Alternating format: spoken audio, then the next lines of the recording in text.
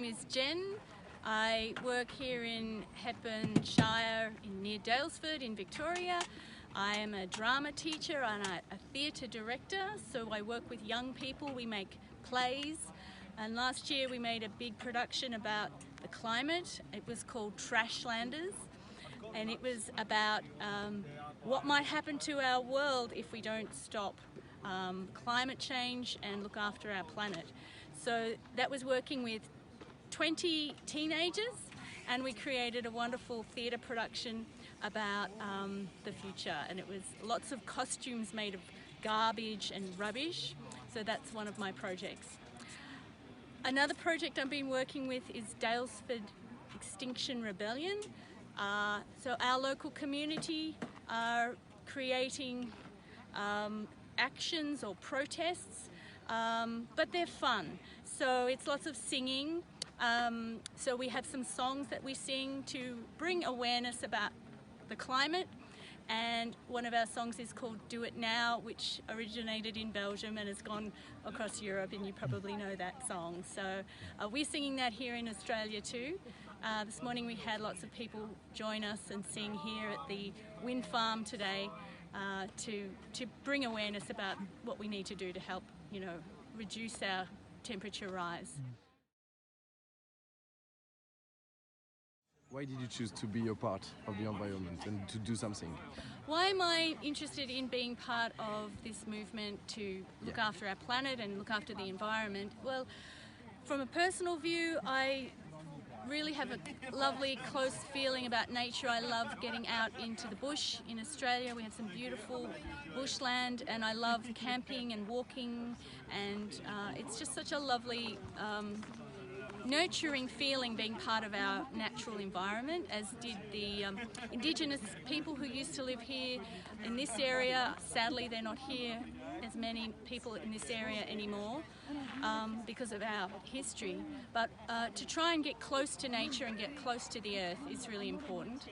But as a mother, I have children, and I'm concerned for them, and I think every day about their future and where this will go and what sort of a world they will end up living in. So it's very important to me as a parent, as a mother, that my children have somewhere safe and beautiful to live for the future. I mean, it doesn't make any sense that we wouldn't look after this planet. It's obvious. What do I think about planet? Yeah. Well, she's awesome. She needs a bit of help. She's not well. She's polluted. Our oceans are just full of plastic. Our temperature is too hot. My uncle lost his whole house and sheds and everything in a bushfire in New South Wales in November this year. So it's touched our family very personally. We are personally experiencing the bushfire disaster. I love this planet. We just want to look after her. She's awesome. Yeah. We've always had bushfires in Australia. Thousands and thousands of years, always had bushfires. But what is different this year is the fires have got to a level that is so hot, and they have gotten so big because of the dryness, the drought that's been happening for many years, that the fires have become so intense it's out of control.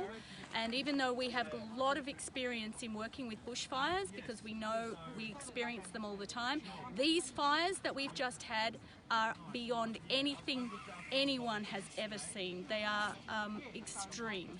So we know that this is new. We know this is a new thing. This is definitely related to climate change. All of our fire experts, our fire chiefs, are trying to call on the government, our Australian government, to spend money on preventing this, to change their own coal emissions and carbon emissions to address climate change. So our fire chiefs are asking for the government to act, and the government has refused, and it's making people very angry in Australia. So Australian people are at the moment quite angry at our federal government because of the way they have ignored the advice of our fire chiefs to prevent these bushfires.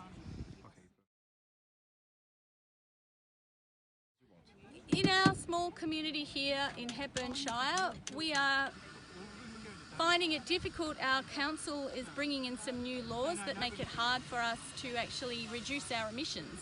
We are trying to plant more gardens and have more vegetable gardens on our land in front of our houses, and they've been trying to stop us doing that. They've been trying to stop us recycling materials from our rubbish tips and transfer stations. So we are trying to challenge our local government to change those laws and make better laws that look to the future and see how we can actually change the way we live and work and grow food and make things with recycled materials rather than always buying things new. So we've had to actually fight our own local council to create proper laws that are more sustainable and more helpful for our future.